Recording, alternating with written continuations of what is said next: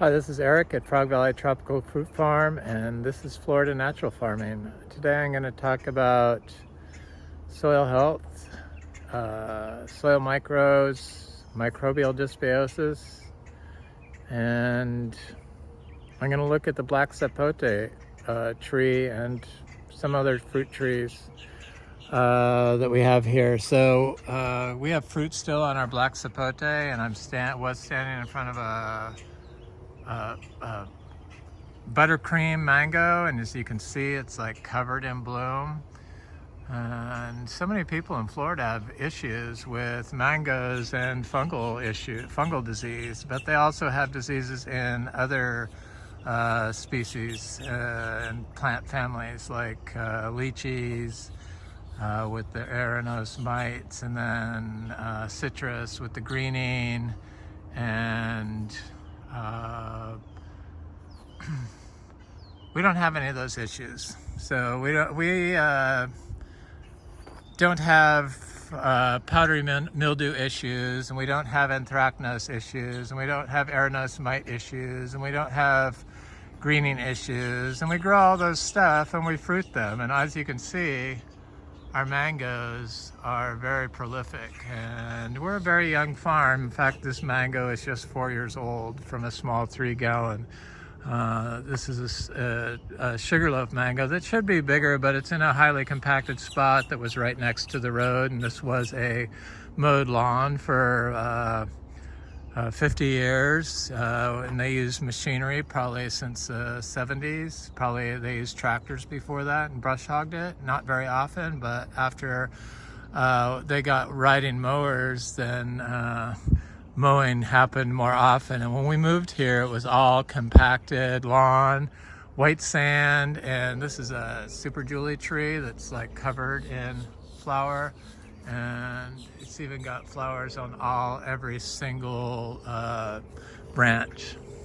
That's how our mangoes do it. And I'll look over here at it, and the lawn was like a really hard place to get fruit trees to grow. So we planted 285 grafted mango trees here that we bought from Zills as 3 gallons.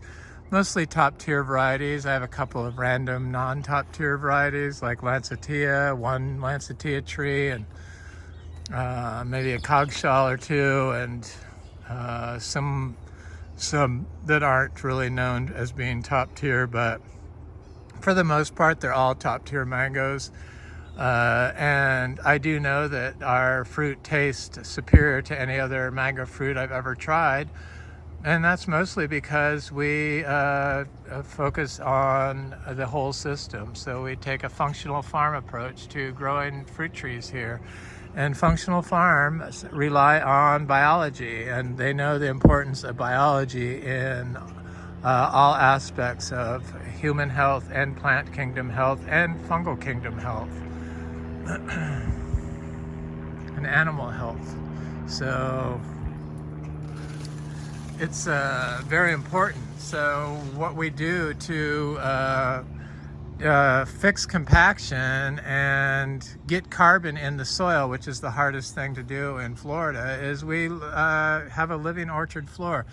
I'm not sure which mango tree this is, but this is the first year it's bloomed, and not sure why that was, but it just wasn't ready. But look at it now. It's just like covered in blooms and fruits, and like super productive like all of our other trees. And we don't have to water anything. Nothing here is watered. I've never watered any mangoes. I don't water trees when they've been planted. I don't have to worry about stress. This is a coconut cream mango, which every branch has got a bloom on it. It's a little behind that one, but as you can see, it's right there. So you can also see there's no powdery mildew, even though the temperature is perfect for powdery mildew. Cool nights, semi-warm days, but it's got a lot of fruit set on it. And even when we had powdery mildew, when we first started, our trees from the nursery would get powdery mildew. We still got fruit set, But you can't start with an antimicrobial approach, so an anti-biological approach, which goes against functional farming and affects your plant's soil microbiome, the rhizosphere of the plant. You want to build up biological communities in the soil, and the way you do that is with a living orchard floor. Don't disturb it, and apply probiotics and prebiotics at the same time. It seems like our human health, what we know about functional medicine, is the same thing that needs to happen with the soil, other than all the weird supplements that they create now for functional medicine. They want to look at the root cause of what's causing poor health, disease, and chronic inflammation in us, but they just ignore the way that the plant is being grown, which is why our plants have become nutrient deficient, and why we have brittle bones and why we have chronic disease. It's because of the way our plants are being grown. So they grow plants today using antimicrobials. This has been going on for the last 70 years. So they use industrial pollutants, biosludge, and industrial waste to make fertilizers, which prevent the formation of relationships in the soil with the microbes and the plant.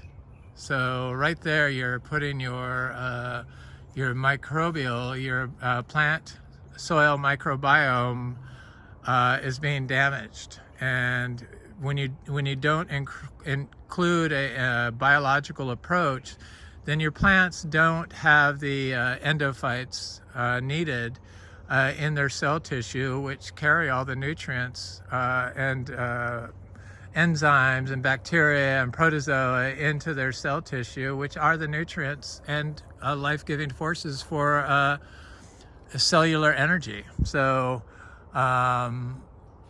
just as in when our gut is disturbed, so is the soil disturbed from what we're feeding it. And just as our gut needs, that's a kwaimak tree that's starting to flower. I don't see any right there, but I did see some over here. Yes, lots of little flowers starting.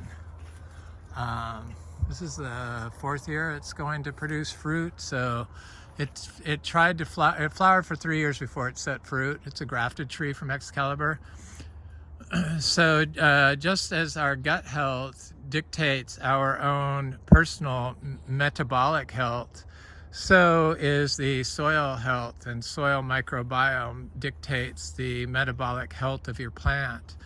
And it's not an overnight process, so you have to manage for biology, and you have to feed probiotics and prebiotics. That's the key with soil microbiomes. This is a peach cobbler mango. The entire thing is covered in bloom. Every single branch has a bloom on it at some stage. This is a pineapple pleasure. It's the same way.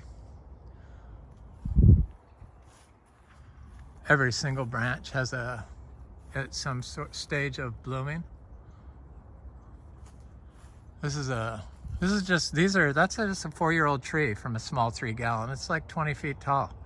This one's not quite as big, but it's pretty big and never been watered. So the whole thing with the water, the biology can provide the water in Florida, and it can also provide a immune response during times of stress, like abiotic stress, weather-related stress, rain-related stress. So we don't have to worry about cold or heat or drought.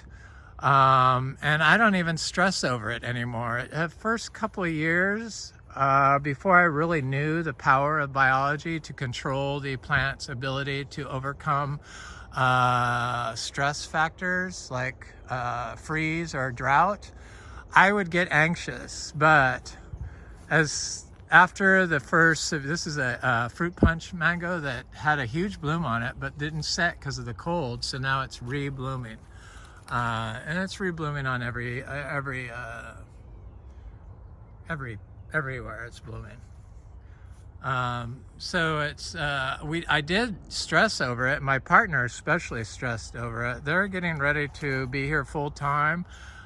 Starting this month, they're going to start being here full time after the 20th, I think. And, so they're going to set up our, this is a sugarloaf mango. This is a Venus mango. This is a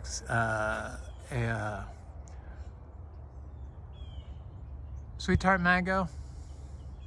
This mango is older, and the Venus mango is a little older. This one's older. And so they're going to be here, and they're going to set up a web store for us so that we can like sell our seeds and manure, zebu manure, and stuff like that, and fruit online. And they're going to handle all that because I'm just horrible at it. It's just I have to do all this other stuff. I just needed help doing the business side of it. And they've been in Tokyo for 2 weeks, and I'm so glad they're back because it's kind of a lot to do all this stuff on your own. And I'm glad I have these videos and my community that I've created through these videos. Thank you very much. I really appreciate you and all the support I get.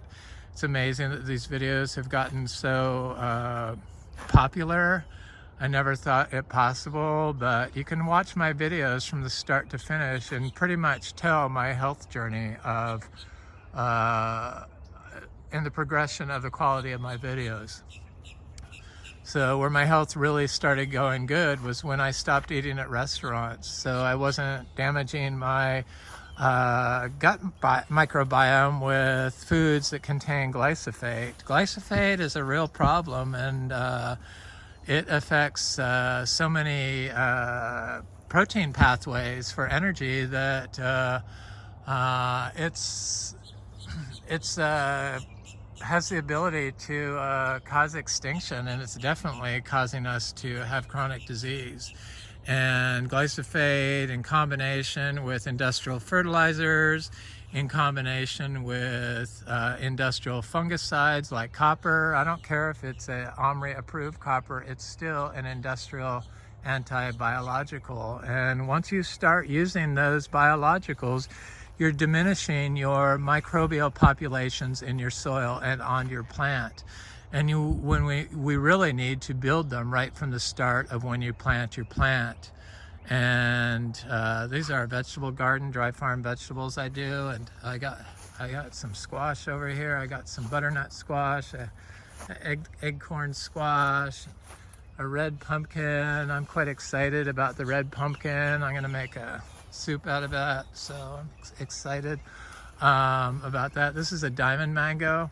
So you have to build your microbial population, and it really has to start from the seed. And so sterilizing your seeds with hydrogen peroxide and stuff is an antimicrobial that starts your seed off on the wrong path. And what you really need to be doing is adding a biological, like a compost tea, and rinsing them in the compost tea rather than sterilizing the tea, the seed. I always try to rub a little cow manure on my seeds, and zebu manure. It's not the same as regular Bo Taurus. It's Bo Indicus from India. Thank you, India.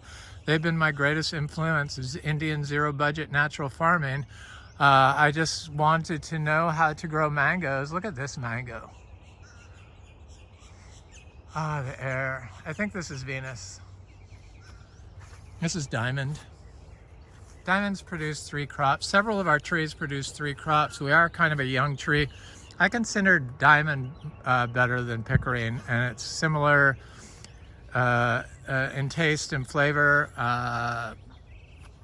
As far as taste goes, it's not all diamonds taste the same, and not all sweet tarts taste the same. How you grow that tree and how healthy your soil is and how healthy your microbial population is going to dictate whether or not your fruit is able to be more flavorful. And they know this in grapes. That's why they know that dry farming grapes produces superior flavored fruit. And they also know that biodynamics, which is a functional farming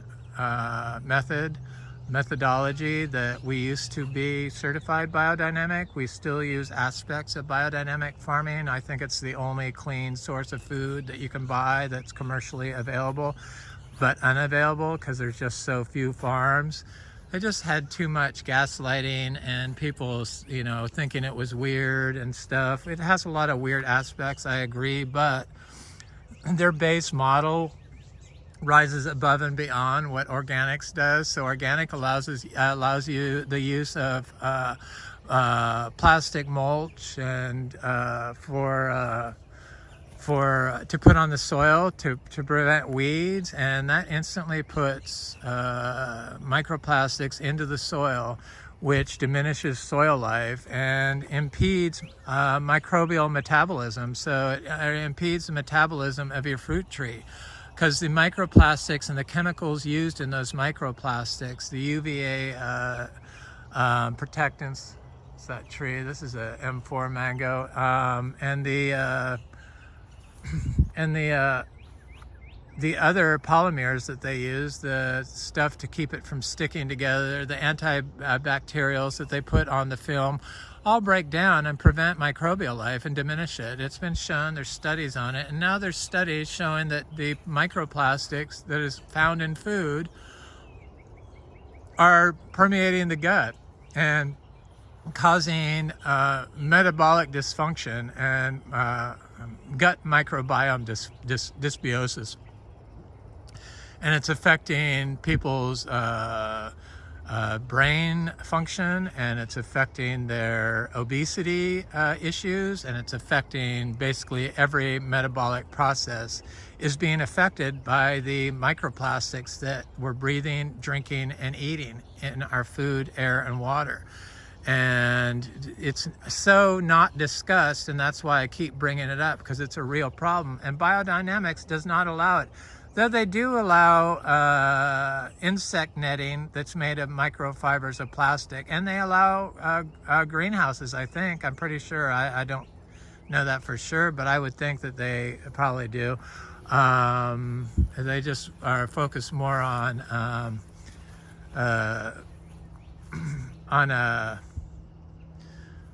compost and preps and planting at the moon schedule, but I kind of focus more on adding a prebiotic and a probiotic. They've shown that eating probiotics and prebiotics can greatly influence your gut microbiome, which will greatly influence the health of yourself and your metabolic processes. So the same thing is true for the soil. So probiotics are stuff that's somewhat broken down, that has biology in it that breaks it down. So like sauerkraut and stuff like that. So for probiotics for the soil is like compost or lactobacillus, which is also a probiotic for people. And probably sauerkraut is a probiotic for the soil. Anything that's starting to break bokashi is definitely a probiotic. And manure is a probiotic because it's broken down and it's full of microbial life. And I found that the single greatest, best probiotic that I've ever found is the miniature zebu manure. And I've always known since the time I was a small child that the way to get to grow plants was with cow manure. But cow manure and zebu manure are not quite the same thing.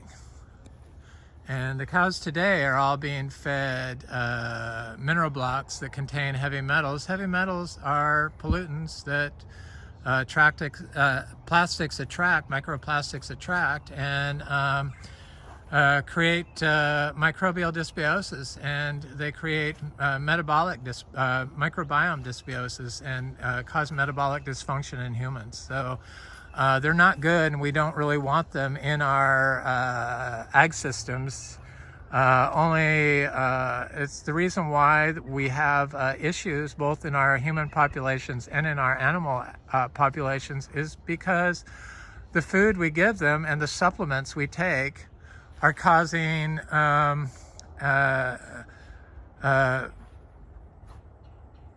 microbial imbalances. So we're not getting a metabolic symbiosis going on. So your metabolism isn't functioning properly.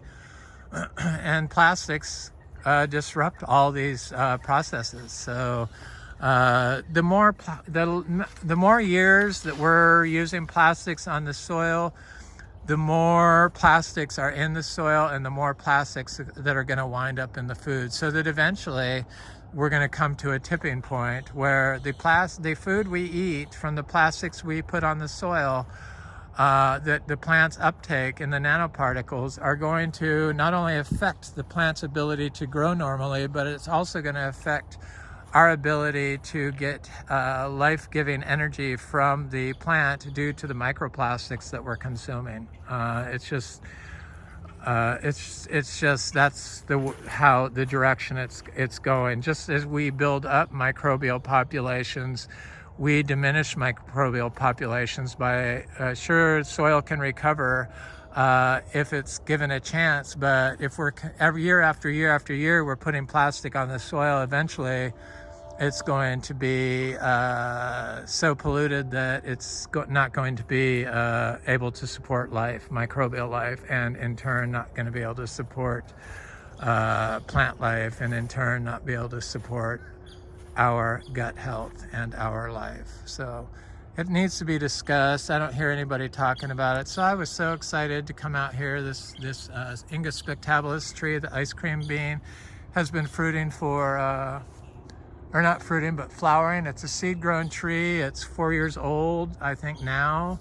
And so it has been flowering, and it's the middle of winter. And you'd think that all these tropical fruit trees would not be fruiting, like our jackfruit and all these other fruit trees. But I see that it has fruit on it finally. Little fruitlets started right here, right there.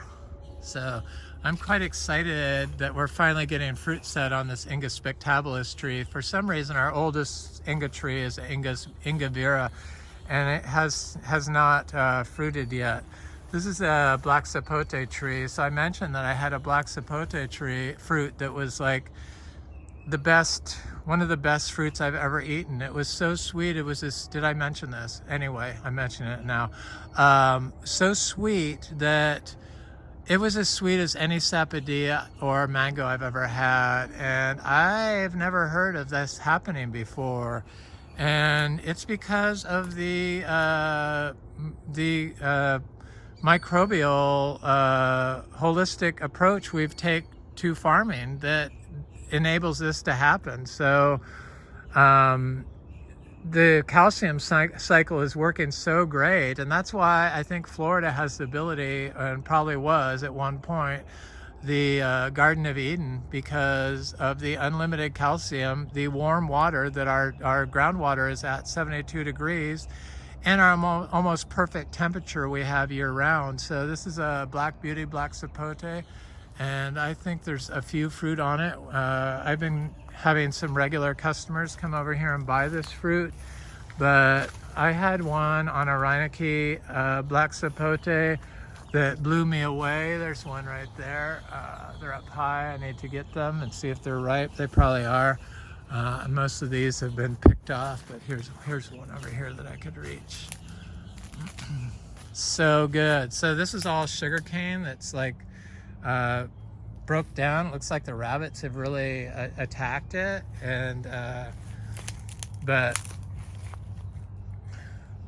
all this stuff breaks down and is food for the microbial life. And there's so many people that just don't understand all the important role that what you do to your soil plays on the health of the soil and on the flavor of your fruit. And they just think that cow manure is like pure nitrogen, which is not true. Cow manure is a very low source of nitrogen, and it's not all available all at once. So we apply cow manure every day, year round, in very small piles. We don't make huge giant compost piles. So this is a compost pile I put next to this achacha tree. I've given this fruiting achacha tree one pile this year. So cow manure is no more than 5% nitrogen, just like compost. So in total, we apply about 29 pounds of nitrogen per acre per year, which is so small compared to what everyone else applies, total nitrogen, and what's recommended by the institutions that give agriculture advice and home gardening advice. So these piles next to this achacha tree just disappear really quick. And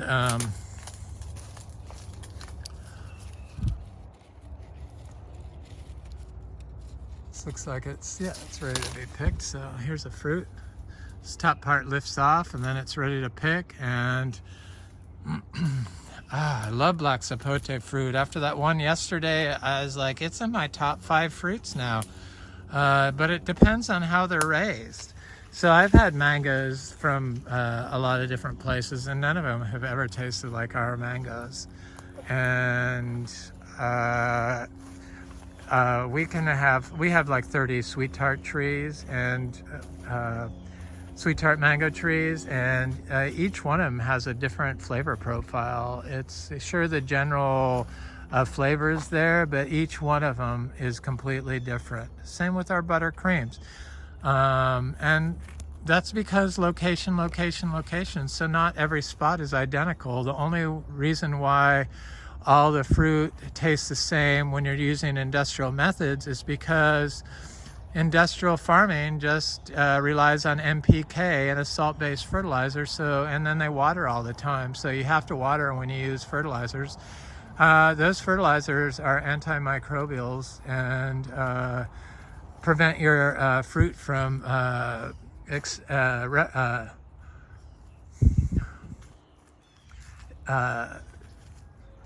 showing its true flavor potential, unlocking its true flavor potential that you get with microbial farming. So a holistic farming approach, like a biodynamic farming approach, does that, and it prevents disease, and you don't have to worry about powdery mildew, and you don't have to worry about water, and you don't have to worry about freeze.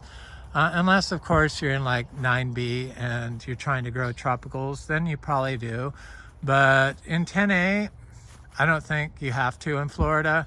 In fact, we have been getting quite a bit of rare tropical fruit trees, like this little durian right there, that doesn't seem to mind down to 40 degrees, and it's never been watered. Everything gets grown the same way here, and since we've been focusing on taking a holistic approach and focusing on the whole system and building up the microbial life in our soils, the plants have the ability to overcome anything that's been thrown at them by the weather, the cold, the heat, and the insects.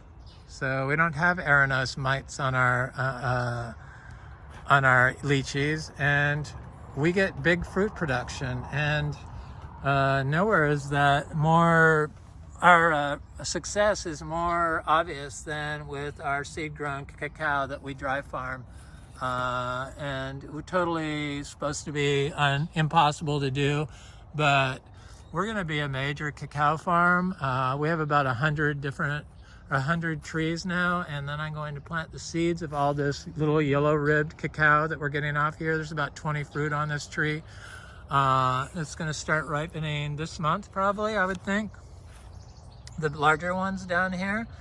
And then I'm going to plant all the seeds. I'm going to probably give some to my friend Frank and a couple other people that want some pods, but I'm going to try to plant most of them here. So we grow the Trinitoro, which is what this is, and we grow the Criollo and the yellow ribbed, and all of them seem to be the same as far as cold response. But we don't have plastics in our system, and we Even when I buy nursery plants that are raised in plastic containers, I throw the soil away first of all, and I rinse the roots in rainwater because the tree roots get colonized by microplastics from those containers, and it can diminish tree growth when you plant them. So it's very important. Even my organic farm soil that I make, my compost. These are little wampies, WAMPI, and you know the I think it's the purple one or orange. Anyway, it's the colored one, not the tan one. And the tan one also. Those are little seed-grown trees. Even my compost I remove before I plant my tropical fruit trees and rinse the roots, because planting the roots bare root as opposed to planting them in the soil that comes with the tree. When the plants are grown in plastic containers, then the rhizosphere is surrounded by microplastics, which impede plant growth and plant metabolic processes and hinder microbial life. But also, as in my plants that aren't grown in plastic, that are grown in terracotta, started in terracotta, the soil that I use, if I would put in the soil, is much like trying to talk to somebody that's in a soundproof room. So the plant's trying to communicate for water, because I don't water when I plant, but the biology cannot hear because it's buffered by the compost that I'm planting them in. So by removing that soil and planting bare root, rinsing the roots in rainwater, and then planting the don't tell me that creature got my meringue tree. No. Oh, thank God.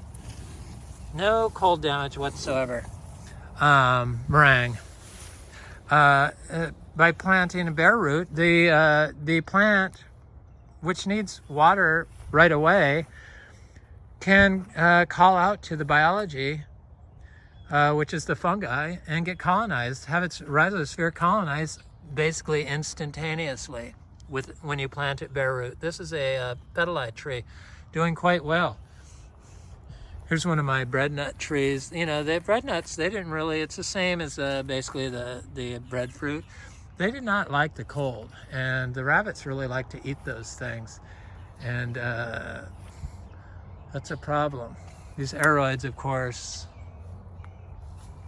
So I'm a firm believer in planting fruit trees bare root, and I know in northern climates that's how they've been doing it for years successfully. But in Florida, people like to grow their, or you know, tropical fruit trees. They like to grow them in pots and keep them in pots and keep them in plastic, and then put them in the soil when they're like after they've been in the pot for 5 years. Well, your tree can lose its ability to communicate with biology, especially if you've been using like water-soluble fertilizers, even if they're organic. If you're constantly providing the plant everything it needs nutritionally in a water-based fertilizer, then your plant has no need to get colonized by microbial life, and that microbial life are all the enzymes and the amino acids that are in like the natural soil. So yeah, you can get amino acid supplements for your soil, but there's a whole host of other biologicals that need to grow inside your plant that are endophytes that as soon as the plant senses cold coming, it can signal for and get an immune response to activate heat in its tissue during times of cold. So it is needed, and if you have not built up the biology and you're just planting your tree that's been raised in a pot with like Miracle-Gro or Hollytone, then your tree probably is incapable of overcoming like powdery mildew or being able to handle cold temperatures. And that's why they tell everyone you can't grow cacao here in Florida without protection, which is totally not true. It's looking so good here. I have 450 bananas. Really enjoy making the videos. I think people need to hear this stuff. I got to keep harping about the plastic and all these chemical pollutants, these anti-biologicals that we've been using to grow food are causing the decline in our health here in the US for sure. And it's pretty obvious that everyone is sick and obese, and it's from pollution. Global warming is a pollution, I wish they wouldn't call it global warming, it's pollution. If they just focused on the pollution, people would probably get on board with it, but they say global warming and then it just confuses people. I don't know if it confuses them, but it's harder to understand, but everyone understands pollution, and that's what it is. Global warming caused by pollution. So look at the root cause. It's just, I don't think they want to fix it, to be honest with you. It sure seems that way, much like cancer. But they seem to be making forward progress with cancer, but it's about time. I mean, the amount of money that's been spent on it. But again, cancer is a metabolic dysfunction caused by pollution. So the way plants are grown needs to be looked at. Everyone should be looking at it. We should really know our farmers, and we should know how things are being grown, and people really need to get on after the USD organic and ask why they're using plastic, which is full of synthetic chemicals on the soil, which puts those chemicals directly in the soil. It goes against the organic farm standard, but yet it's a modality. So also the whole hydroponic hysteria that Real Organic has against hydroponics. Hydroponics, I don't think is that bad. It's the same type of soil solution. Sure, you're not going to get the endophytes and all the nutrients and minerals that you would get from having those endophytes from microbiology. So it is antimicrobial, but I don't think that the nutrient solution that they use, which is from, plants and stuff, it's not like industrial sourced nutrients, is bad. But what I do think is bad is in being raised in plastic tubs with probably PVC pipes distributed in the water. So the water solution, the nutrient solution, is full of microplastics that get taken up in the plant, which cause microbiota dysfunction in your gut, and microbial dysfunction and metabolic dysfunction in plants and animals. And those, and the animals that eat the plants. Let me go look at that black sapote. I'm going to look at the one that made that fruit that was really ripe while I'm over here. This is a male, I think it's a male Hambromiana tree. I'm not sure because it has a pink flower on it, reddish pink flower, but it's been really slow to bloom this year for some reason. In fact, it's still not opened. And my female Hambromiana tree, you only need a female, it turns out. You don't need a male, so it is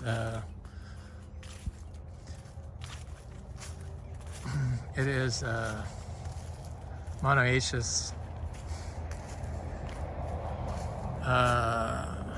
Here's another male Hambromiana tree, the seashore mangosteen. This tree, actually, this is the first year it started doing this. Look at this.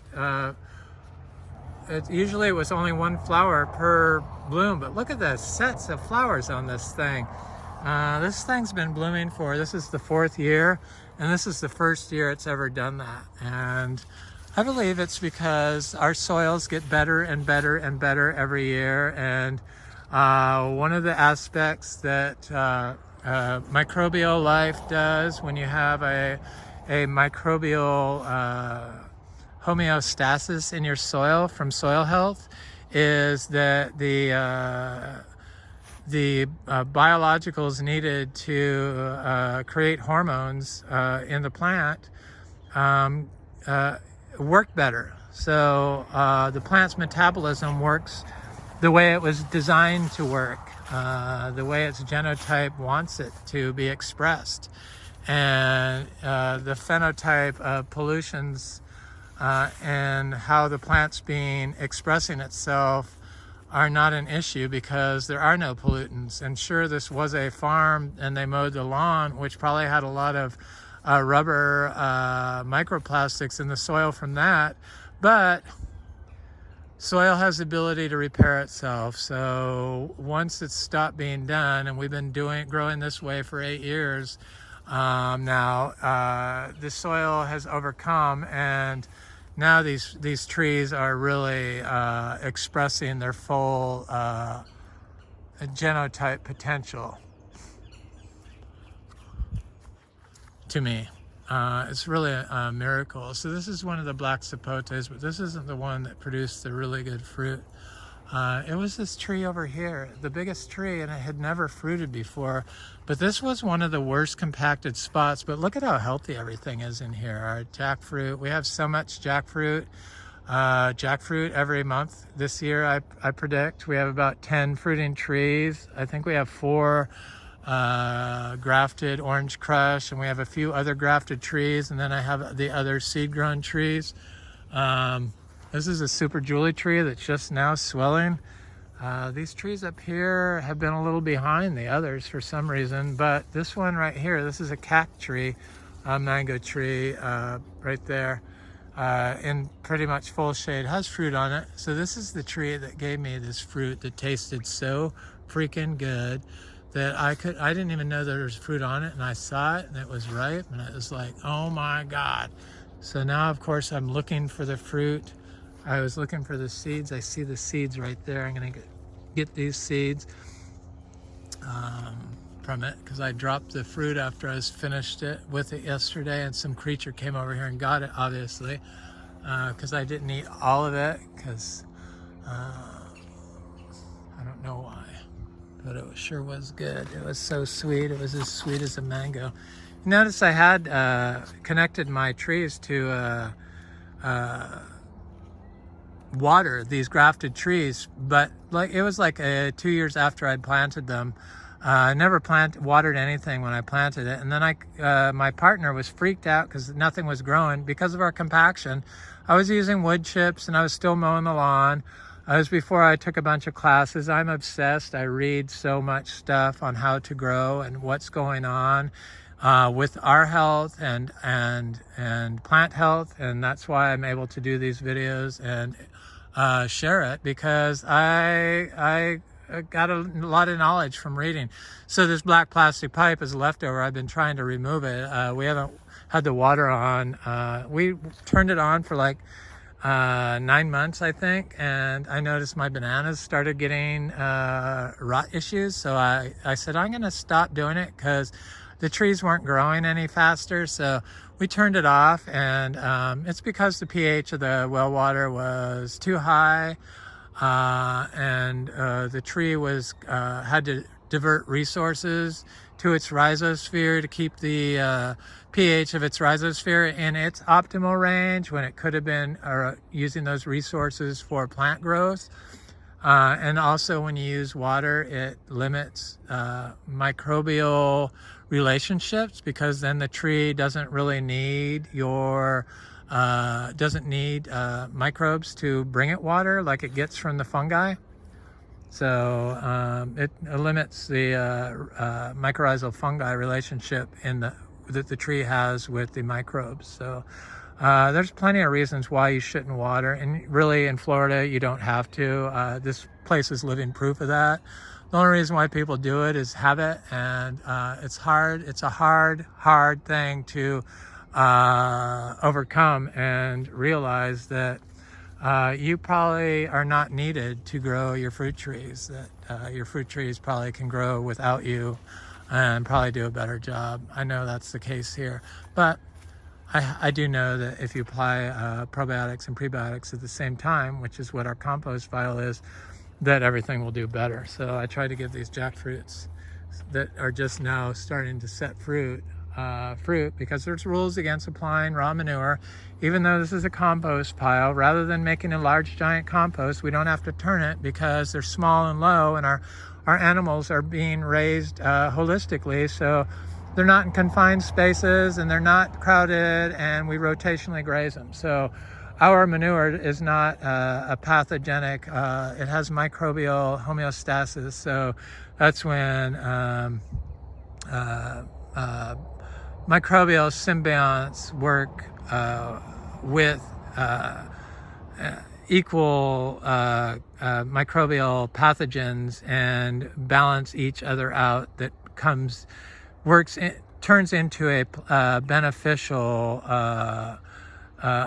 microbial homeostasis that's beneficial for plant health and microbial health, for life-giving forces, and plants and animals alike. And this is a orange crushed jackfruit. It's got some fruit on it. I'm really excited about this fruit tree. So we have a grafted J31. We have that. We have a crunchy yellow, and then I have a crunchy red one, low latex. I haven't tried the orange crush. This is the first year they've been fruiting. This tree is like covered in fruit. Here's a Kezar mango. They pruned this tree. I see they broke one of the branches off. This big pine tree. The power people had to come over here. This is a Floragon mango covered in flowers.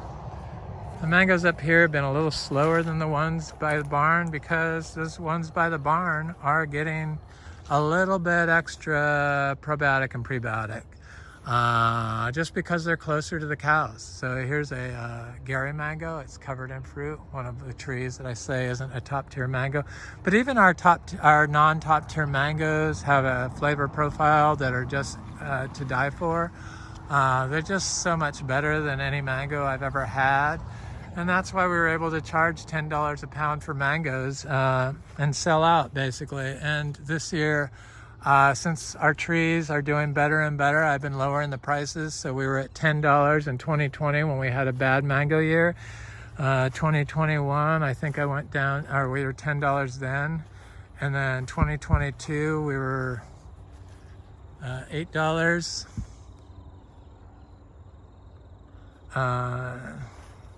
That was a dot mango. This is a Super Julie mango that's just starting. Everywhere's got flowers on it, starting on it. Anyway, so this year I'm gonna sell our mangoes for $7 a pound. They're definitely worth $7 a pound. They're better than any cherimoy I've ever had, even from the best places in Santa Barbara.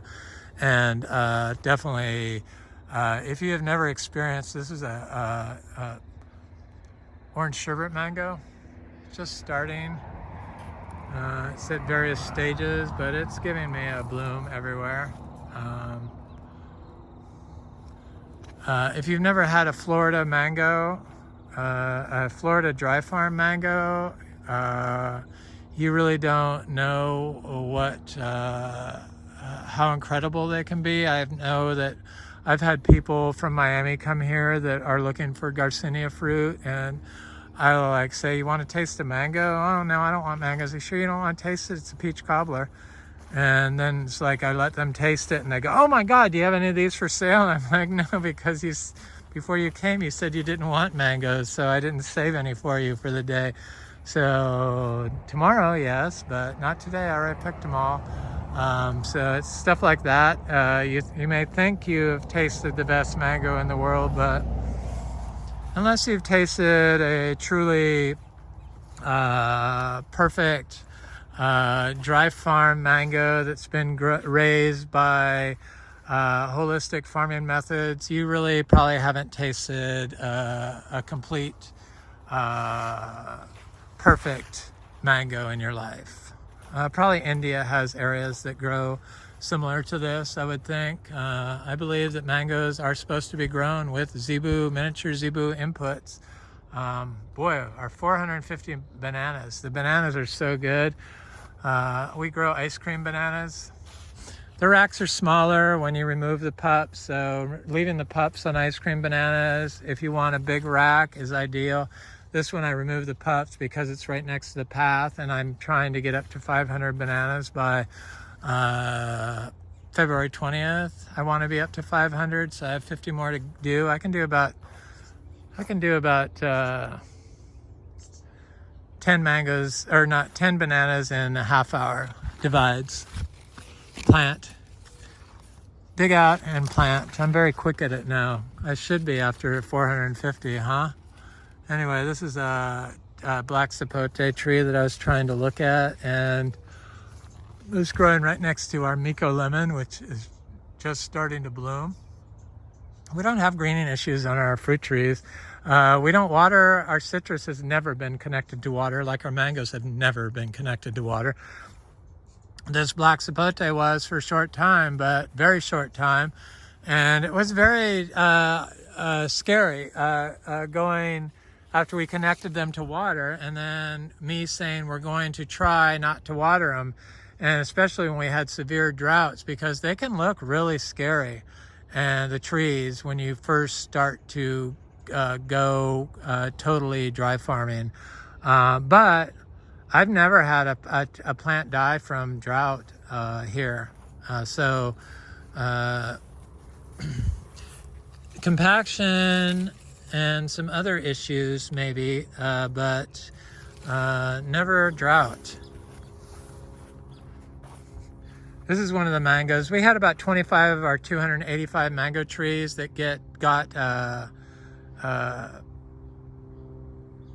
froze 2 years ago when it got 31 degrees, but only like 25 of them. This was I think it's a sweet tart mango, but it's like, I don't even include these in my 250 grafted trees I say we have, so this is like a bonus tree, and it looks like it's gonna have quite a bit of fruit on it, and I'm excited to see. It's kind of low. I don't want it hanging on the ground. This is an orange crush jackfruit that has fruit on it. I saw it. I was surprised that this tree fruited or had fruit, because there it is. It's not as big as the others, but it got hit by the freeze. That's why that branch is like that. This is like a cold spot, and then since I put the bananas in and have added more plants here, we don't get frost at all anymore, thank God. I see frost on the neighbor's property, but this year it's been kind of a warm year. The low has only been 40, thank God. This is a black sapote tree, that seed grown. I don't see these black sapotes being ripe. I think this is a Bernicke or a Reinecke also. I'm not sure why that one fruit was so sweet compared to the others, but I really need to get those seeds and plant them. And this is a Miko lemon. I hadn't given our lemons or citrus any input, so I wanted to see what giving it some input would do this year, so I decided to give it some daily manure. This is a buttercream mango, and this is where I'm going to end the video. It's doing quite well. Mango season is going to be very spectacular this year. I could see fruit all over this little flower bloom here, and it looks like this one's the same way, so I expect all of them to be like that. Every single branch has flowers formation of some sort, and that's just how the mangoes are around here. No issues from powdery mildew, and no issues from cold stress or water stress. This is Eric at Frog Valley Tropical Fruit Farm, and this is Florida Natural Farming. And I hope you enjoyed this video and like this content. Please like, share, subscribe, and comment. And I look forward to talking to you at the next video. Have an excellent day. Thanks for watching.